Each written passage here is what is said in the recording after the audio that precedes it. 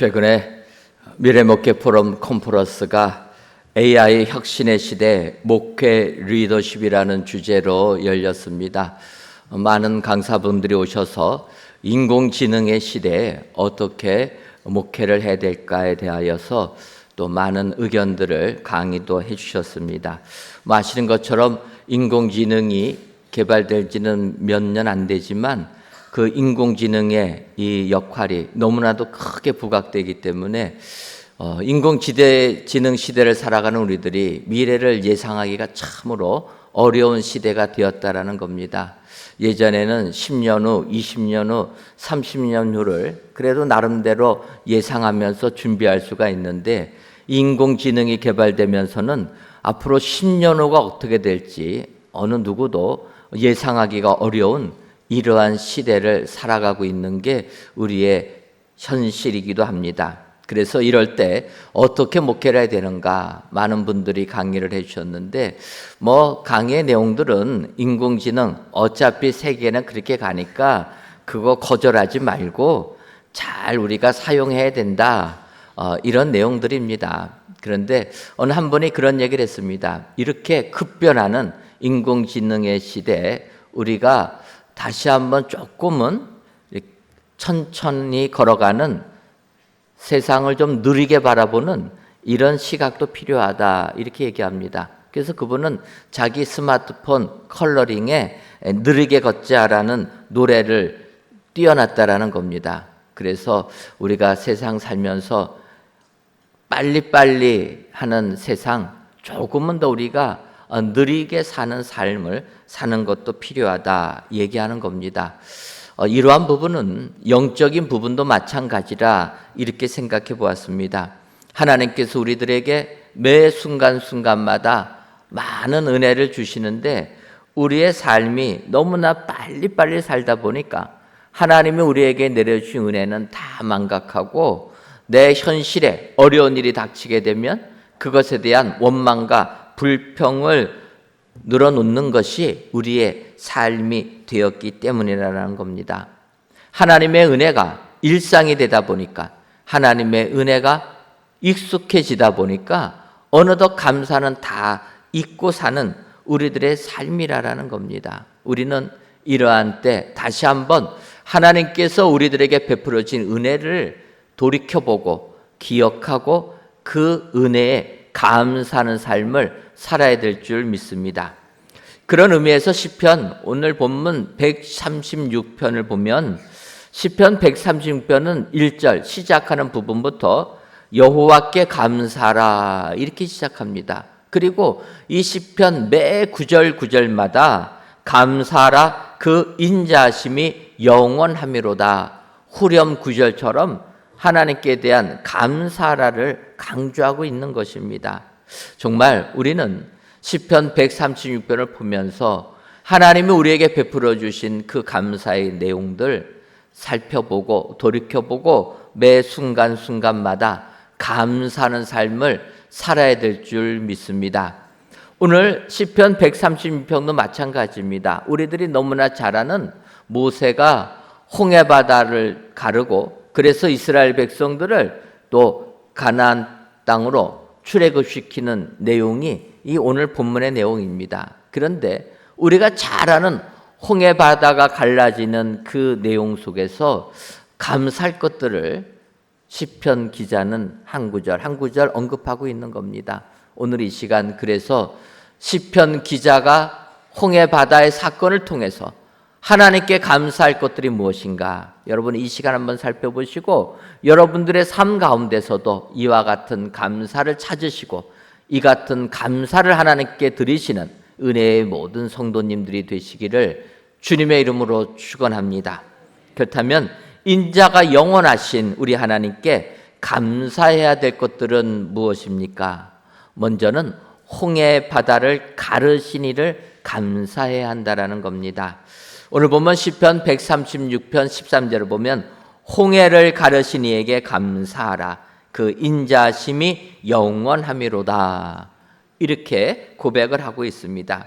우리의 삶 속에 홍해 바다와 같은 큰 장애물이 우리를 가로막고 있을 때 절망하지 말고 그 홍해바다를 가르시는 하나님을 확신하시고 홍해바다를 갈라주신 하나님께 감사를 해야 된다, 이렇게 이야기하는 겁니다.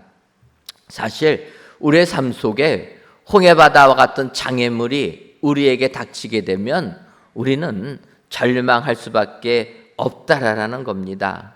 이것은 수천 년 전 이스라엘 백성들도 마찬가지였음을 알 수가 있습니다. 이스라엘 백성들 흉년을 피내서 애굽으로 전 가족들이 내려와서 정착하게 됩니다. 요셉을 알고 있던 애굽 왕 바로는 이스라엘 백성들을 잘 돌보아 주었습니다. 그러나 시간이 흐르면서 요셉을 알지 못하는 애굽 왕 바로는 이스라엘 백성들이 번성하는 것을 보고 두려움을 느끼게 됩니다. 그래서 이들을 견제하기 위하여서 노예로 삼고 큰 고역을 주는 겁니다. 그 고역이 너무나 힘들어서 이스라엘 백성들은 하나님께 부르짖습니다. 성경을 보면 그들의 부르짖음이 하나님께 상달되었다, 하나님이 들으셨다라는 겁니다. 그들의 부르짖음을 들으시니까 하나님께서는 이제 그들을 그 고통에서 해방시켜 주시는 겁니다. 그래서 모세를 보내주시고 모세가 바로에게 가서 이야기합니다. 이스라엘 백성들을 출애굽시켜라.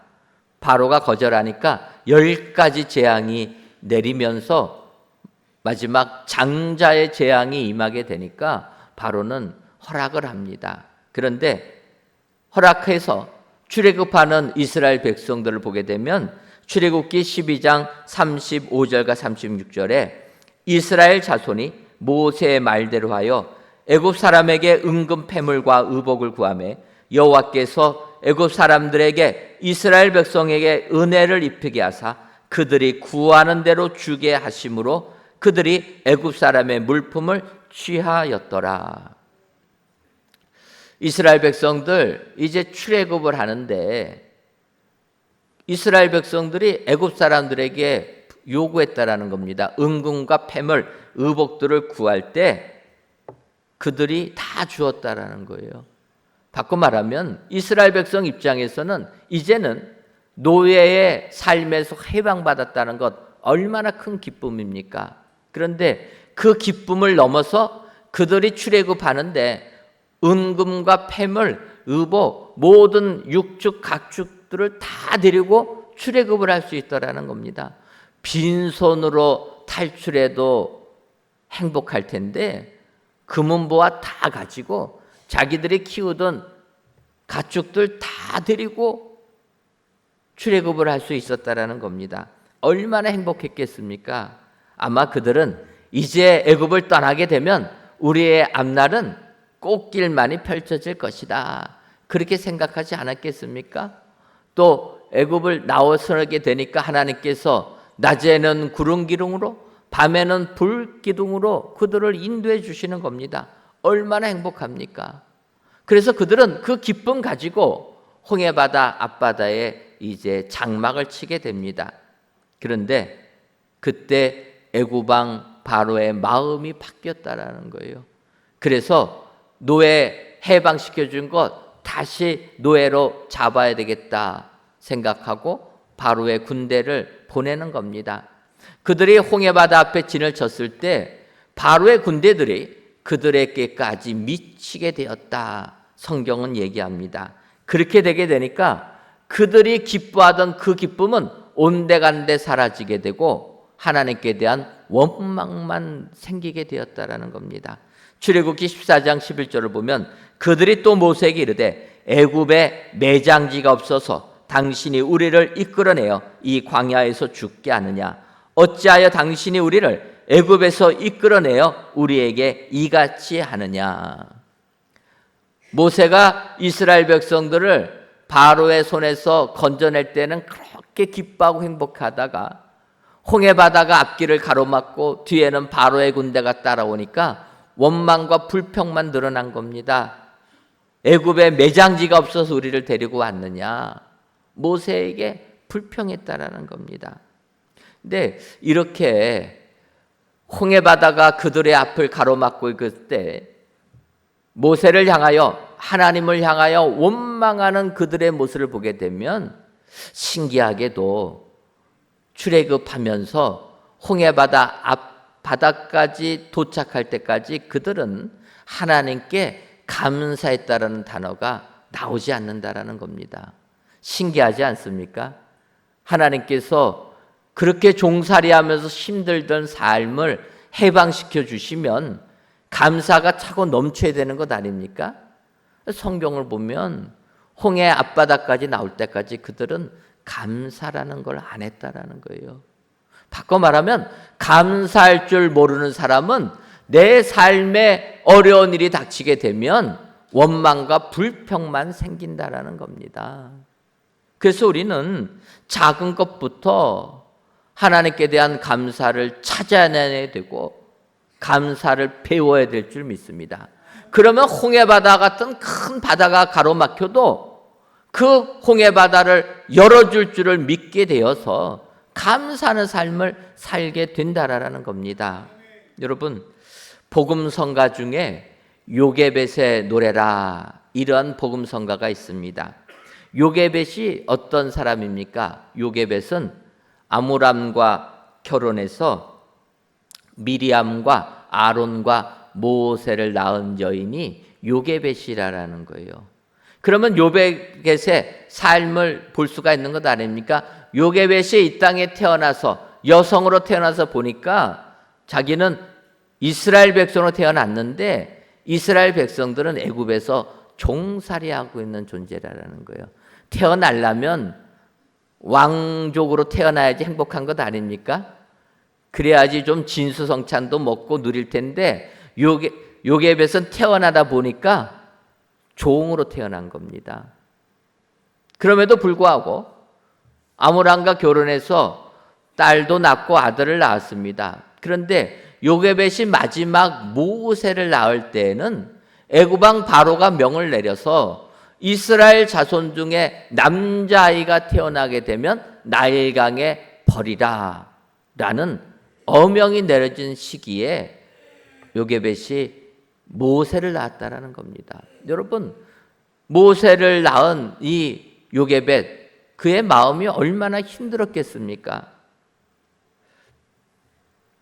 출애굽기 2장 2절을 보면 그 여자가 임신하여 아들을 낳으니 그가 잘생긴 것을 보고 석 달 동안 그를 숨겼으나, 요게벳은 아이를 낳는데 그 아이를 보고 잘생긴 것을 보고 석 달 동안 그를 숨겼다라는 겁니다. 여러분, 태어난 지 석 달밖에 안 된 아기가 잘생겼습니까? 못생겼습니까? 솔직하게 말씀해 보세요. 내가 아기 낳는 아기 바로 봤을 때 그 아기가 잘생겼습니까? 못생겼습니까?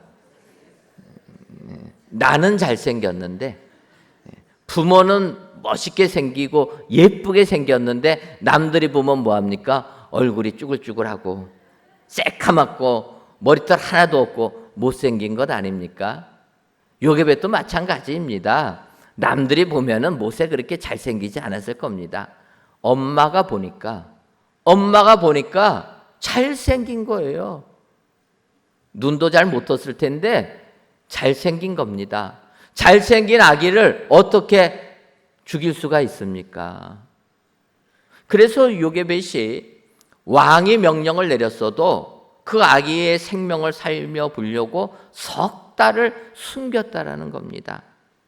그런데 석 달을 숨기면 아이가 어떻게 됩니까? 엄마 젖을 먹고 자라니까 울음소리도 커지는 겁니다. 이제는 이웃에게까지 도저히 숨길 수가 없는 지경이 되는 겁니다. 이랬을 때 요게벳의 마음이 얼마나 힘들겠습니까? 실망하고 절망하고 왜 나에게 이러한 상황이 임하게 됐는가 불평하지 않겠습니까? 그런데 이어지는 출애굽기 2장 3절을 보면 더 숨길 수 없게 되매 그를 위하여 갈대 상자를 가져다가 역청과 나무진을 칠하고 아기를 거기 담아 나일 강가 갈대 사이에 두고. 요게벳은 모세를 더 이상 숨길 수 없음을 느끼게 되니까 이제는 그 모세를 위하여서 갈대 상자를 가져왔다라는 겁니다. 갈대는 우리가 흔히 파피루스라 해서 식물 아닙니까? 갈대로 상자를 만들었다라는 것. 이 상자가 모세를 담아준 이 상자가 테바라라는 겁니다. 테바 들어보셨죠? 방주입니다. 방주. 그런데 노아의 방주는 고패로 나무로 만든 거고 모세를 담은 이 방주는 갈대로 만들었다. 이렇게 보면 됩니다.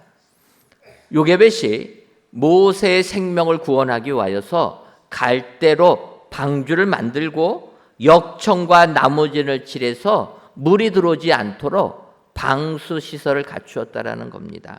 여러분, 우리 같으면 이제는 아이를 나일강에 버릴 수밖에 없다라는 상황에 처해지게 되면 절망하고 원망하고 포기할 텐데 그녀는 그렇지 않았다라는 거예요. 원망하지 않습니다. 오히려 하나님의 역사를 기대하면서 내가 할 수 있는 최선의 일을 하는 겁니다. 어떡합니까? 갈대 상자를 만들고 물이 들어오지 않도록 나무진 역청을 칠해서 방수시설을 갖추는 겁니다. 그리고 애굽 왕은 남자아이를 낳거든 나일강에 버리라 했으니까 나일강에 버리는 겁니다. 그런데 요게벳은 어떻게 버립니까? 아기를 거기 담아 나일강과 갈대 사이에 두고 애굽 왕의 명령은 나일강에 버리라라는 겁니다. 근데 어디다 버리라고는 얘기 안 한 겁니다. 그러니까 요게벳이 어떻게 합니까? 갈대 사이에 두었다라는 거예요. 갈대가 있는데 그 갈대 상자가 휩쓸려 나갈 수가 있겠습니까? 갈대에 막혀서 못 나가는 겁니다. 요게벳은 왕의 명령을 따르면서도 모세를 살리기 위한 최대한의 지혜를 짜내는 겁니다. 그래서 물 들어오지 않게 갈대 상자 만들고 갈대 사이에다가 이 모세를 담은 상자가 떠내려가지 않도록 그 안에다 둔 것 아닙니까? 이럴 때 어떠한 일이 벌어지게 됩니까? 바로의 딸이 목욕하러 왔다가 모세가 우는 소리를 듣는 겁니다. 갈대 사이에서 떠내려가지 않고 울고 있는 모세를 보는 겁니다. 그 공주가 모세를 보니까 얼마나 불쌍합니까? 그래서 이 아이는 히브리 여인의 아들이구나. 바로의 딸도 알았다라는 거예요. 그렇지만 생명이 불쌍하니까 내가 이 아이를 양자로 삼아서 구원해 줘야 되겠다 생각하고 이 아이를 건져내는 것 아닙니까?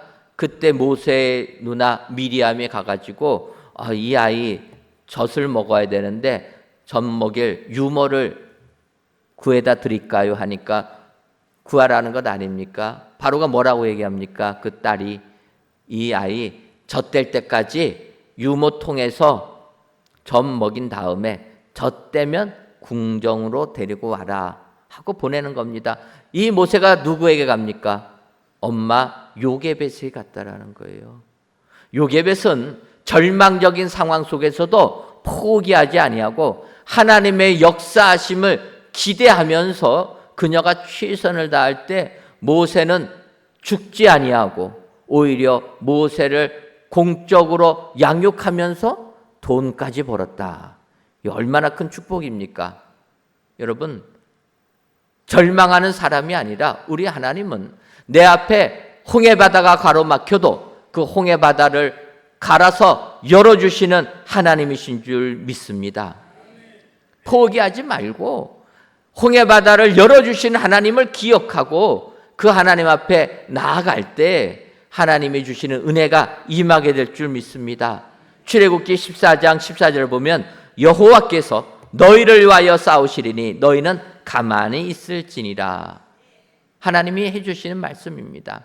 우리는 홍해바다를 가르신 하나님을 믿고 그것에 대하여서 감사할 준비만 하게 되면 하나님께서 우리의 삶을 이끌어 주실 줄 믿습니다.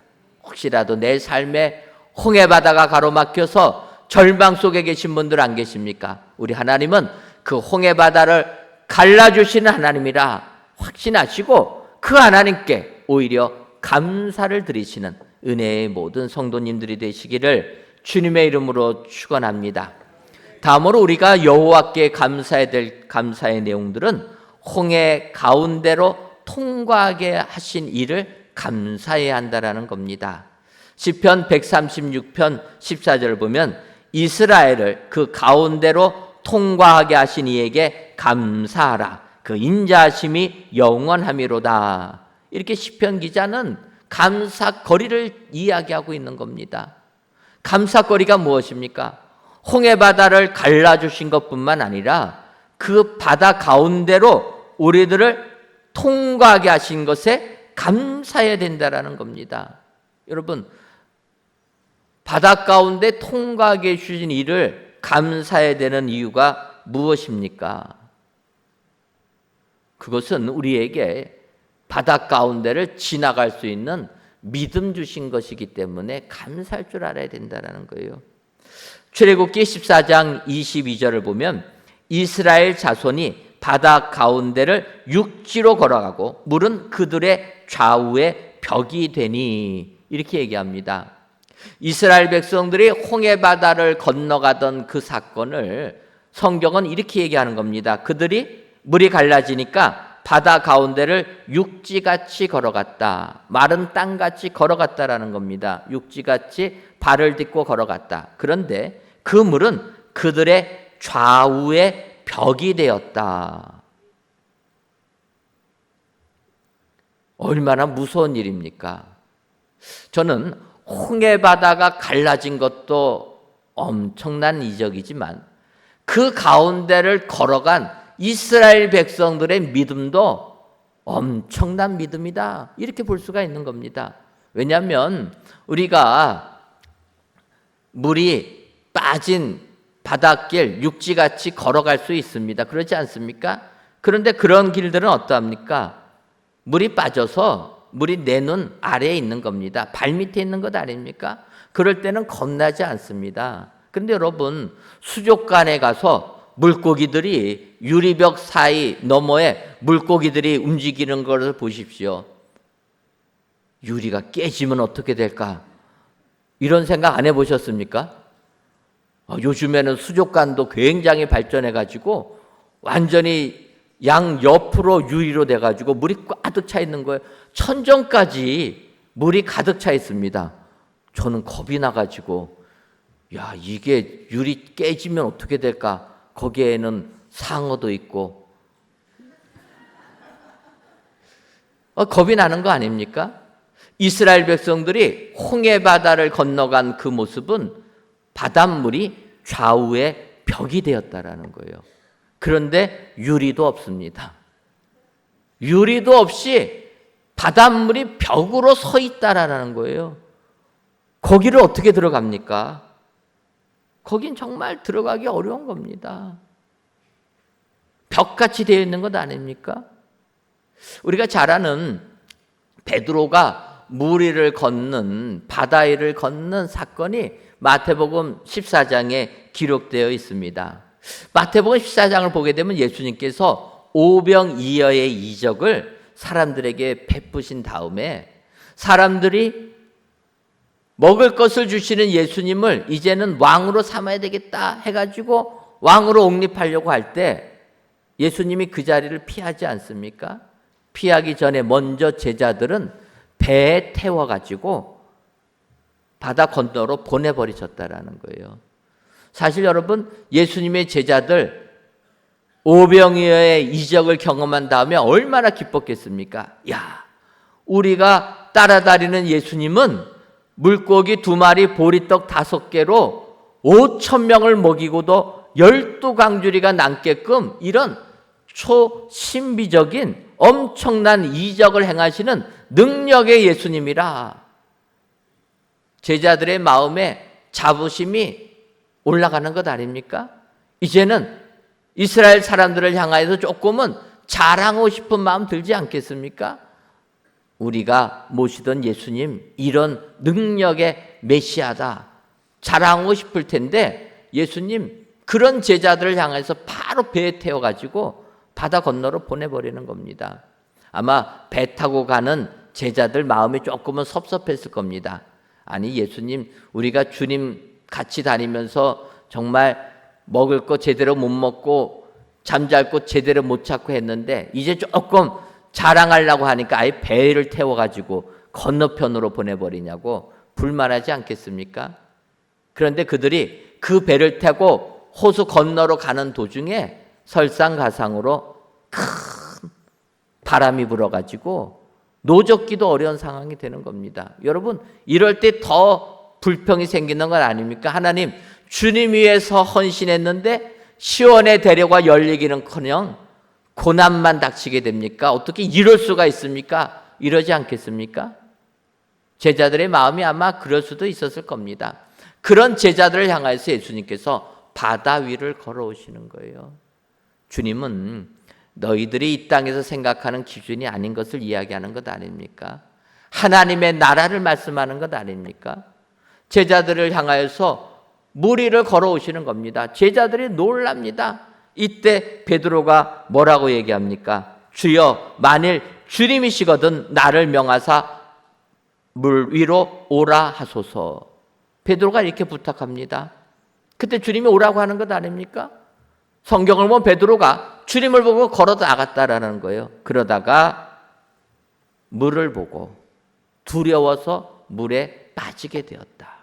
여러분, 베드로가 예수님 보고 나아갈 때는 두려움이 없었던 겁니다. 그런데 내가 지금 바다 위를 걷고 있구나 생각하고 바다의 무서움을 생각하는 순간 그는 그 물에 빠지고 말았다라는 겁니다. 바꿔 말하면 출애굽한 이스라엘 백성들은 하나님의 명령에 따라서 하나님의 이적을 경험하면서 하나님만 보고 걸어간 것 아닙니까? 하나님이 홍해바다를 갈라주셨으니까 하나님만 믿고 바닷물이 벽이 된 것 두려워하지 아니하고 발을 내딛었다라는 겁니다. 여러분, 이 같은 발을 내딛을 수 있는 믿음을 주신 것, 이 믿음 주신 하나님께 감사해야 될 줄 믿습니다. 바로 이스라엘 백성들이 홍해바다를 건넌 것을 히브리 기자가 히브리서 11장 29절 상반절에 믿음으로 그들은 홍해를 육지같이 건넜으나 이야기하는 겁니다. 이스라엘 백성들이 홍해바다를 건넌 것은 믿음으로 건넜다라는 거예요. 여러분, 하나님이 우리에게 믿음 주신 것 감사할 줄 알아야 된다라는 겁니다. 두려운 세상 발을 내딜 수 있는 것도 하나님이 나에게 믿음 주셨기 때문에 가능하다. 그래서 우리는 믿음 주신 하나님께 감사하셔서 오늘도 여러분들 삶 가운데 하나님이 주시는 이적을 체험하시는 축복의 성도님들이 되시기를 주님의 이름으로 축원합니다. 마지막으로 여호와 하나님께 감사해야 될 것은 대적을 홍해에 엎드려뜨리신 이를 감사해야 된다라는 겁니다. 시편 136편 15절을 보면 바로와 그의 군대를 홍해에 엎드려뜨리신 이에게 감사하라. 그 인자하심이 영원함이로다. 하나님은 우리에게 살 길도 열어주실 뿐만 아니라 우리의 대적은 무너뜨리신다라는 거예요. 이것도 감사거리라는 겁니다. 여러분, 이스라엘 백성들 홍해를 건너니까 많은 사람들, 믿음 없는 사람들이 얘기합니다. 어떻게 홍해바다가 갈라져서 바닷물이 벽이 되고 거기를 마른 땅같이 걸어갈 수 있겠느냐. 세상 사람들 뭐라고 얘기합니까? 다 가짜다. 다 거짓말이다. 세상 사람들이 이야기하는 거예요. 그러니까 사실 세상 사람들이 볼 적에는 홍해바다가 갈라진다라는 것 있을 수 없는 것 아닙니까? 못 믿는 겁니다. 그러니까 어떤 분이 그렇게 얘기합니다. 그러면 그 홍해바다에 빠져 죽은 사람들, 애국 군대 다 빠져 죽었다는데 그들이 죽은 게 더 이적이다. 그렇게 얘기하는 분이 계십니다. 생각해보면 맞는 것 아닙니까? 홍해바다를 믿지 못한다면 애국 군대가 그 바닷물에 죽은 거를 어떻게 설명합니까? 성경을 보면 애국 군대는 이스라엘 백성들이 홍해바다를 건너는 것을 보고 거기를 뛰어 들어간 겁니다. 그런데 어떻게 됩니까? 하나님께서 이스라엘 백성 다 건넌 다음에는 다시 바다를 합쳐버렸다라는 거예요. 그래서 그 안에 들어갔던 애국 군대는 몰살당했다라는 겁니다. 그런데 이 애국 군대가 어떤 군대입니까? 바로와 그의 친일의 가장 강력한 군인들 아닙니까? 수레까지 다 갖춘 마병이라는 겁니다. 그런 군대가 그 바닷물을 들어간 겁니다. 사실 그들은 바로가 명했으니까 바로의 명령 받아서 들어갔을 겁니다. 그런데 이 군대는 정예 군대라 만약에 물이 메워지는 것을 봤다라면은 피신하지 않았겠습니까? 예를 들면 우리나라도 조수 간만의 차이로 밀물 때에는 섬이 되었다가 썰물 때가 되면은 길이 생겨서 육지가 되는 이런 섬들이 여러 곳에 있습니다. 우리나라 사람들은 모세의 기적의 바다다 이렇게 표현하는 거예요. 기적의 길이다. 그래서 바닷물이 들어올 때는 못 가지만 물이 빠지면 걸어갈 수 있는 겁니다. 교회 인근에 제부도만 가도 그런 섬이 있지 않습니까? 그래서 몇 시까지는 자동차도 갈 수 있는데 몇 시 넘어서는 못 가는 거예요. 물이 들어오면 안 됩니다. 그런데 여러분 이렇게 신비의 길이라 해가지고 나오는 것들 보면 그 신비의 길, 물이 빠져서 사람들이 걸어다니는 그 길에서 물에 빠져 죽었다라는 기사는 못 봤다라는 거예요. 여러분 그런 기사 보셨습니까? 신비의 길 걷다가 물이 들어와가지고 그 물에 빠져 죽었다. 안 죽는 겁니다. 왜 그렇습니까? 물 들어오면 다 도망가지 않습니까? 이스라엘 백성들을 추격한 애국 군대는 정예 군대라는 거예요. 그러면 물이 들어오면 도망가지 않겠습니까? 그런데 그들은 도망가지 못한 겁니다. 몰살당했다라는 거예요. 왜 그렇습니까? 홍해 바다를 능력으로 가르신 하나님이 홍해 바다를 능력으로 다시 합쳐버리니까 애국 군대는 죽을 수밖에 없었다라는 겁니다. 우리는 우리의 대적을 이렇게 엎드러뜨리시는 하나님께 감사해야 될 줄 믿습니다. 내 앞에 홍해바다 같은 큰 장애물이 생겨도 내 뒤에 애국 군대가 우리를 잡으려고 쫓아와도 하나님이 함께 하시면 그 군대를 다 엎드러뜨리신다. 하나님이 약속해 주시는 줄 믿습니다. 오늘도 우리에게 이 같은 은혜를 베풀어 주는 우리 하나님, 이 하나님을 신뢰하시고 그 하나님께 감사하시는 은혜의 모든 성도님들이 다 되시기를 주님의 이름으로 축원합니다. 기도하겠습니다. 하나님, 오늘도 귀한 날을 허락하시고 우리들의 믿음과 건강을 지켜주셔서 하나님께 예배드릴 수 있도록 은혜 주시니 고맙고 감사합니다. 이 예배를 기뻐 받아 주옵시고 모든 예배자들 위해 하나님께 대한 감사가 충만하게 하여 주옵소서. 이 시간 여호와께 감사라는 제목으로 말씀을 주시니 감사합니다. 바라기는 여호와께 감사할 것은 홍해를 가르신 일과 그 홍해 가운데로 통과하게 하신 일과 대적을 홍해에 엎드려뜨리신 일임을 알고 놓치기 쉬운 일상의 삶 속에서의 감사를 배워 더욱더 하나님께 감사하는 우리들 되게 하여 주옵소서. 그리하여 우리들의 삶 속에도 이 같은 감사가 넘쳐 이 세상 기쁨으로 살아가게 하여 주옵소서. 예수님의 이름으로 기도하옵나이다. 아멘.